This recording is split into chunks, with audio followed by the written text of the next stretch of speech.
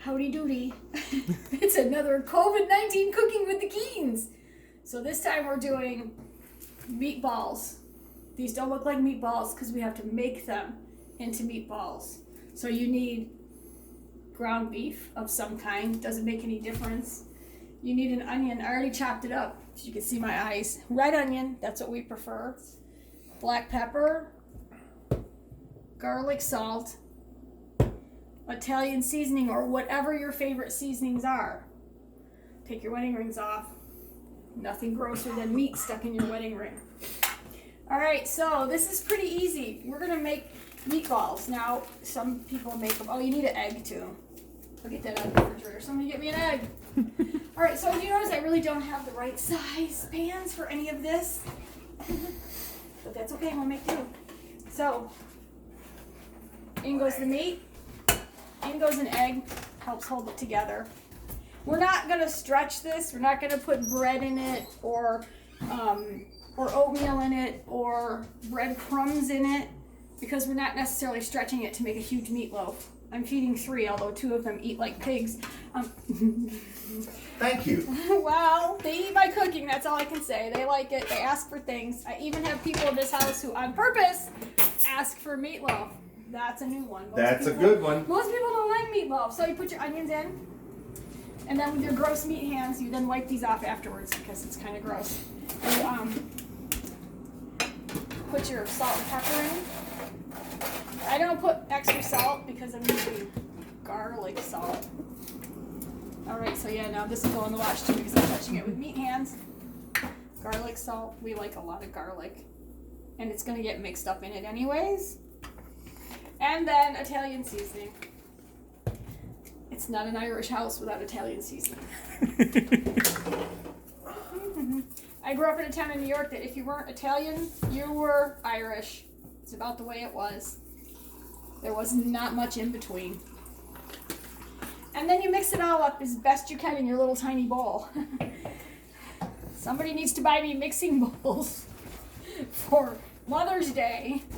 See, it goes all over the counter. But that's cooking at the Keen's house. Uh-oh, we don't put the onion paper in though. Boy, this really is too small.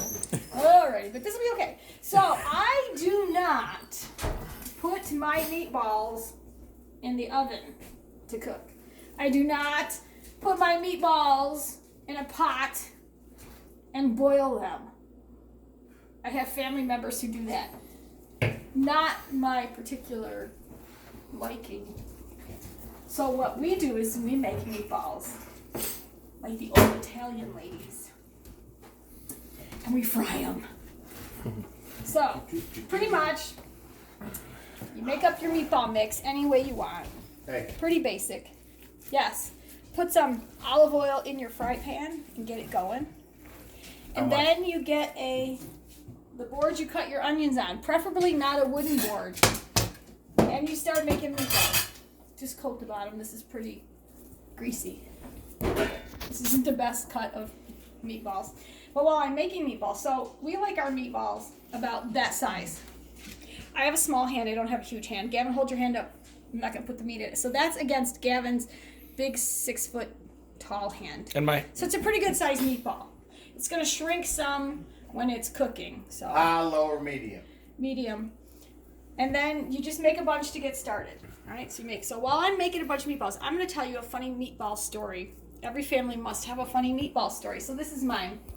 So we are a family, both Steve's family and my family grew up hunting.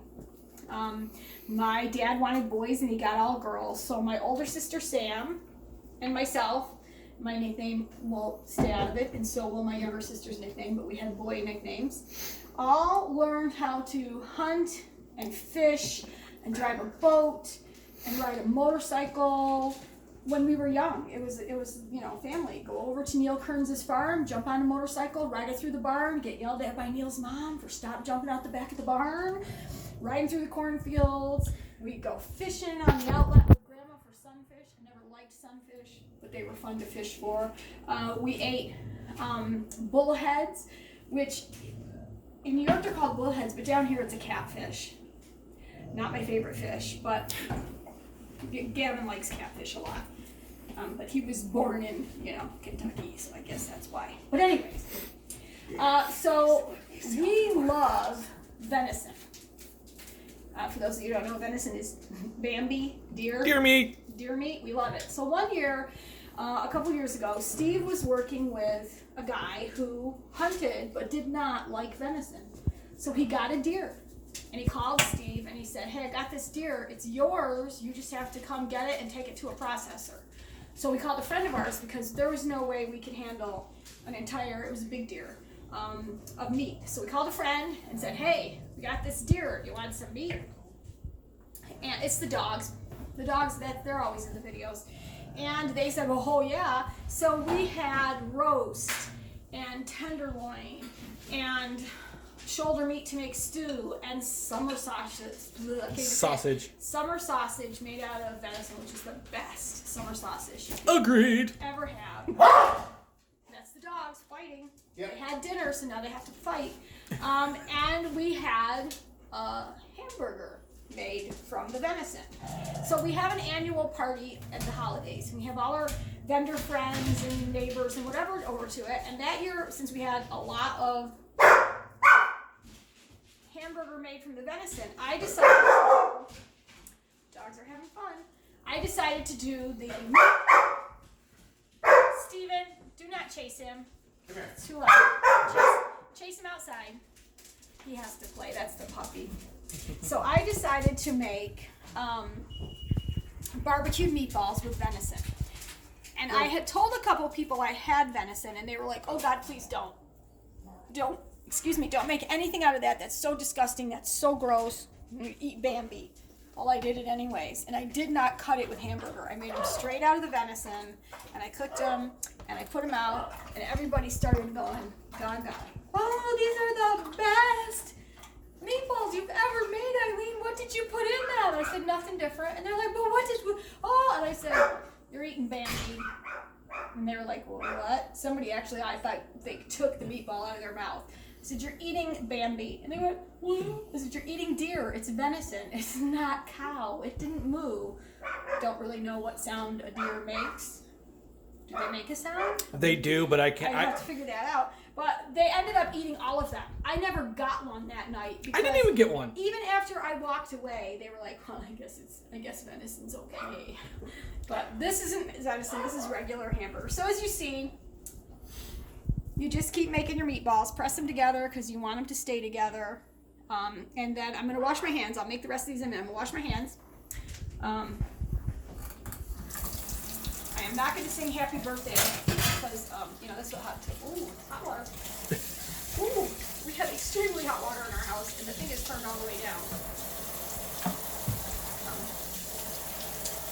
Wash my hands real quick. Get some of the grease off of them. So, then they go right into the frying pan. And you have to kind of watch them and you kind of roll them around. And you get a fork and a spoon. Another trick. Here, let me show you. You get a fork and you get a big spoon. And you get a spoon. This is how you turn them in the frying pan without them getting squished and falling apart. And you go over here. And you have a dog at your feet because this is how we live in our house. And you put them in. They'll gonna turn them up. Well, he didn't turn it up at all.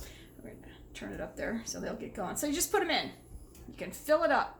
They'll pretty much stay where they are. You roll them around a little.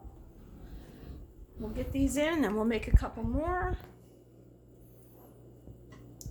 Okay, this is a pretty easy meal to make. You can actually make these meatballs way ahead of time and you can freeze them. I've done that and froze them. So the trick to turning a meatball when it's cooking in oil is you put your spoon, roll your meatball up onto it and turn it like that. Instead of trying to roll them with the fork, you use your spoon for some leverage to roll them. And we are going to pause the video right now so I can get the rest of them made and get these cooking, and then I'm going to show you how I test them to see if they're done.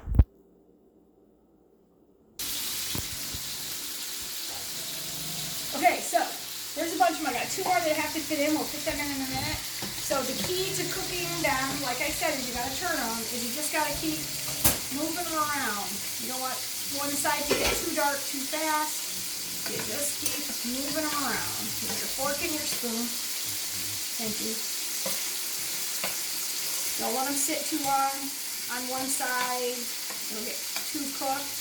You just keep moving them around. I don't know if this lady old Italian ladies do, but this Irish lady does. And they don't stick. My mom used to do it like this too. She's like, you gotta keep them moving, Eileen, or they're gonna stick, and then they'll fall apart. And to begin with, once they get pretty much done, and I'll show you that in a minute, we're gonna put them in the pan, in the glass Pyrex dish. We're gonna put the barbecue sauce on it. We're gonna stick them in the oven to stay warm, because there'll be another video following this on how to make Central New York salt potatoes. I moved here, and the first time I made them, everybody was like, what the hell is that? Well, if you're from the part of New York I grew up in, you know what that is. So I'm going to show you how to make them. They're really good, especially in the summer. They're great with hamburger and some corn on the cob. Alright, you just keep rotating. Alright, we're going to pause the video. We'll be back when they're done, and I can show you how I check them. Okay, so as you can see, the color is changing. They're getting cooked. Some of them towards the center are just about done. So what I do is I take a glass baking dish, any kind of baking dish, and I coat the bottom first with barbecue sauce, because you do not want them to stick to it. Once you put them in, I'm such a messy cook. I really am a messy cook. I don't think my mother was that messy. Maybe my grandma, I don't know. My grandma O'Connor cooked a lot. I don't ever remember my grandmother cooking. I do not remember Alice Green cooking. I just remember her sitting in the piano room, where the baby grand piano was, and in her Victorian rocking chair with Jesus Christ on the wall above her. So I was young. So once they start getting color, you want to test them to see if they're done. So this is my thing. This one hasn't been in here very long. It is mushy when you press down on it. This one is firm. I'm pushing down on it and it's not moving. That one is done. Done. Could be done a little more. Done. Done. That one's really done. Done. So if it's mushy when you push down on it, see that's kind of mushy, needs to sit for a little while longer. Still kind of mushy, push down on it hard and it doesn't move, you can feel it's hard, the meatball is done. So then the meatballs that are done, you'll start taking them out and drop, whoa, that one's done. You're dropping them in here. That one needs to go a little longer. That one's done. Don't worry about rinsing the grease off of them. That's all part of a fried meatball. Almost done. So that's what you're going to do. After you get them all in there, then you're going to pour the rest of the barbecue sauce on. You're going to put your oven at 300. Put some aluminum foil over it. Stick it in the oven until whatever else you are making is done. And that will give them time to soak in the barbecue sauce. And they are great. When the salt potatoes are done, we'll show you what they look like. There's going to be another video posted after this one with the salt potatoes and a picture of the meatballs before we devour them. Thanks for watching. If you have any questions, you can ask below.